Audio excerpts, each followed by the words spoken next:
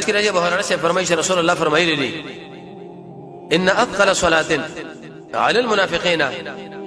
صلاه العشاء وصلاه الفجر. یو سړی کته منافق وای نو ستابه نه ګرانه تمامي د څنګه مال منافق ویلي. رسول الله فرمایي یو سړی چې معلومه کې چې لکه زب منافق مو کبنو مانو دا د ماخصن او سر منځ دی ګوري کله ماخصن منځ او سر منځ بده باندې بوج تمامي او ګران تمامي ورته وشدي دي نشي. رسول الله فرمایي چې دا منافق انسان دی او المنافق کامل منافق دی نیمګړی منافق هم نه دی چېر معمولی خصوصي بدونه بګره منافقت دی او بس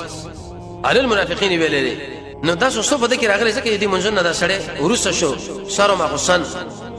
او رسول الله فرمایي ولو يعلمون ما فيهما وی بدی سره ما ذکر کی چې دا څومره برکت ته کدا خلق بدی باندې پوي شي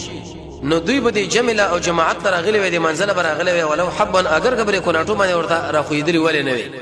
دومره اجر پکې دی. د حدیث کې نبی صلی الله علیه وسلم صحابه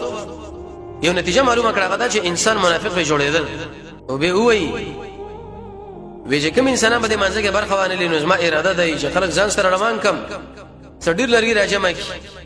او هغه انسانان چې هغه د منځونه کې برخه اخستنه دنو ایسه دغه کورونه زبر د اور باندې وسوځوم اې دې انسانانو کورونه بل وسوځي ختم به کی تاوان ورواړي